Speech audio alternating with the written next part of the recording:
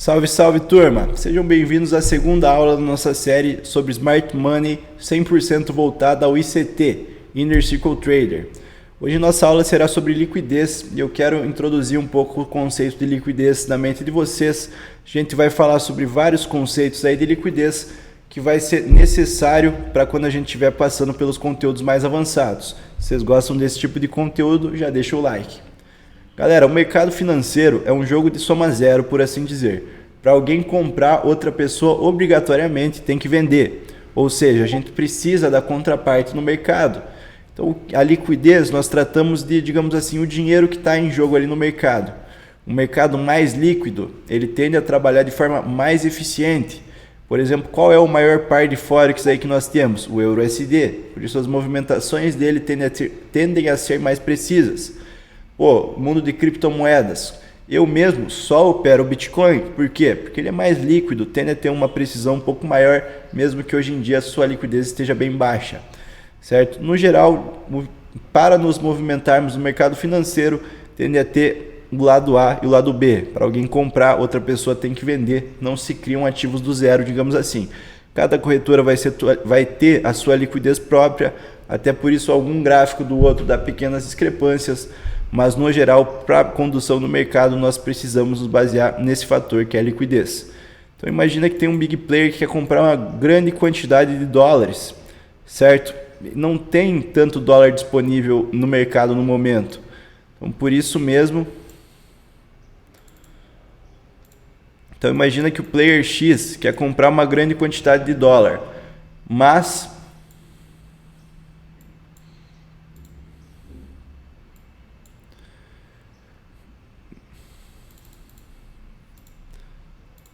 Então imagina que o player X quer comprar uma grande quantidade de dólar, mas não tem tanto dólar disponível no mercado naquele momento.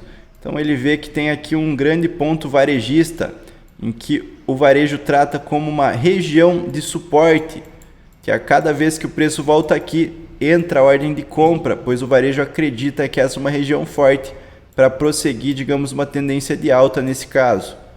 Certo? O que o algoritmo já é programado para fazer é induzir essas regiões, faz bases de liquidez. Imagina que aqui abaixo a gente tinha uma pequena região desbalanceada aberta. O que é desbalanço, Ira? Calma aí que na próxima aula a gente já vai comentar a respeito. Mas tratem como imbalances ou fair value gaps. Tem aqui uma área de desbalanço.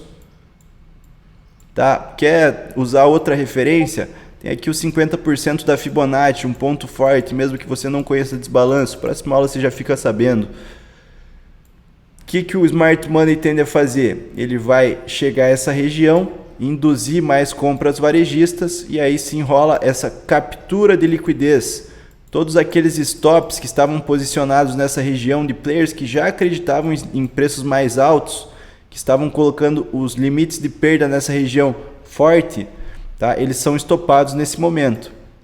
Então esses stops de compradores, pensa comigo galera, se o cara comprou, digamos que ele comprou nesse ponto, um ativo valendo por exemplo 100 pontos, aqui abaixo era a região de defesa que ele tinha do preço, digamos que estava a 80 pontos, certo?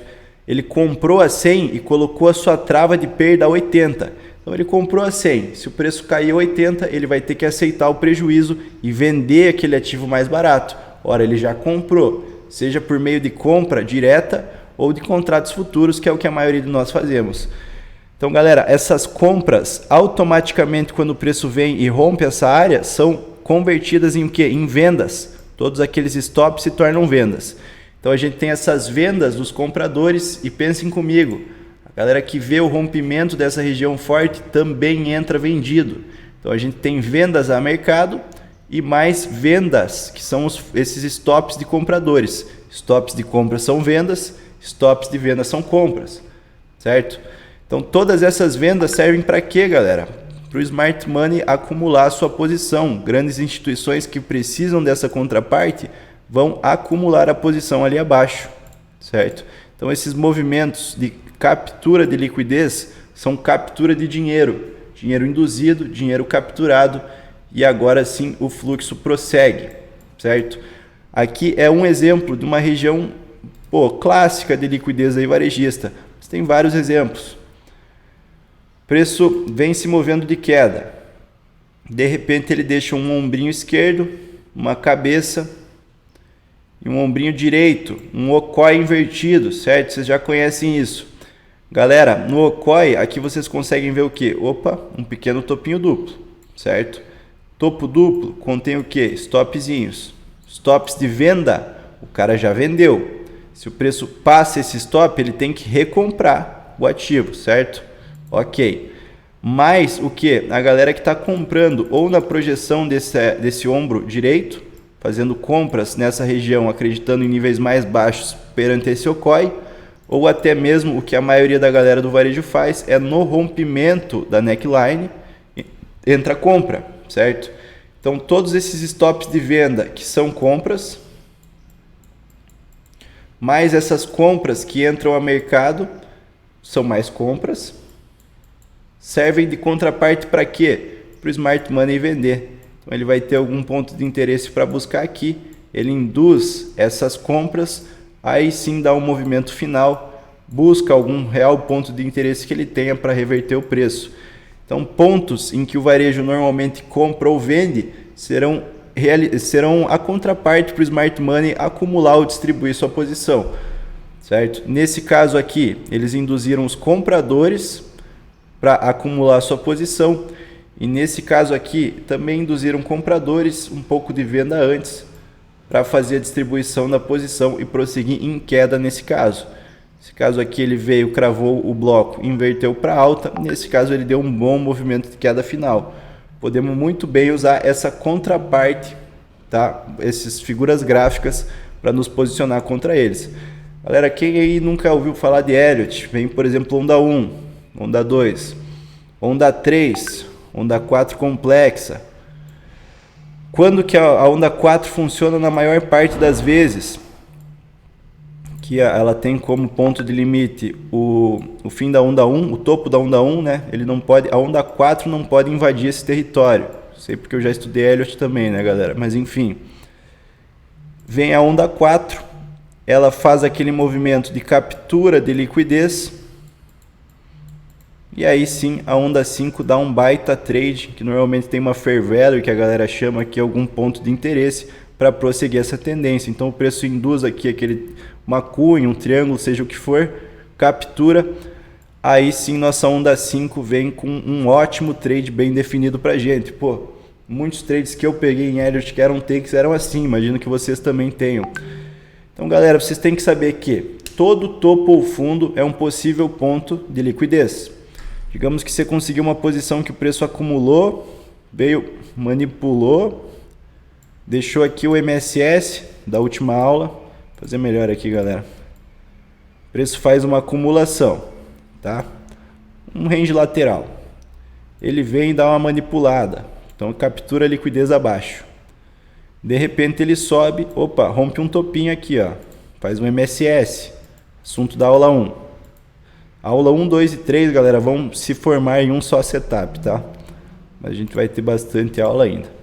Aí imagina que nessa pernada que o preço realizou MSS, você conseguiu pegar uma compra aqui no 50%. Opa, faltou mão para desenhar aqui, galera. 50%. Pegou uma comprinha, o preço veio, acumulou, manipulou, fez o MSS, você comprou no 50% desse MSS. Um setup legal, ok.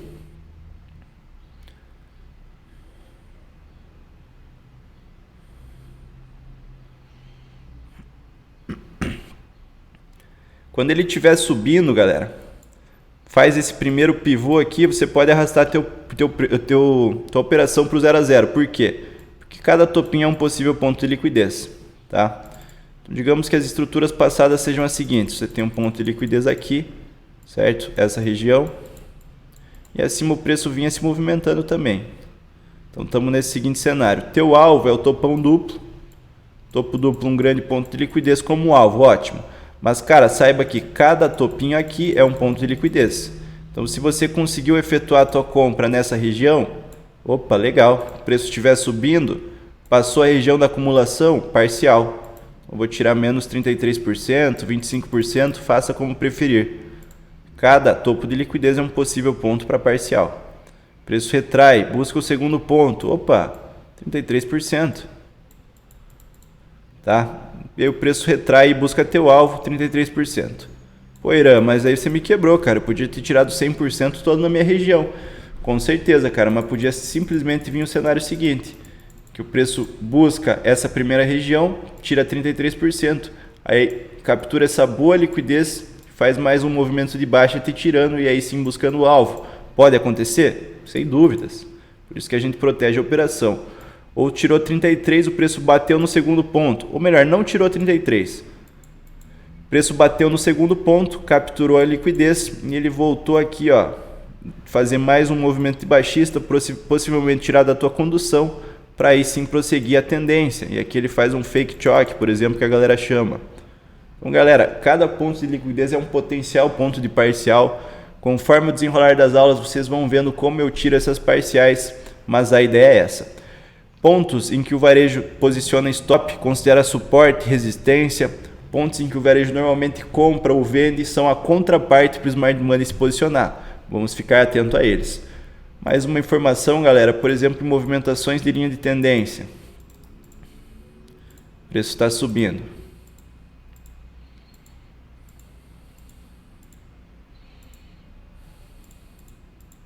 Dá uma acumulada. Galera, pensa assim, ó.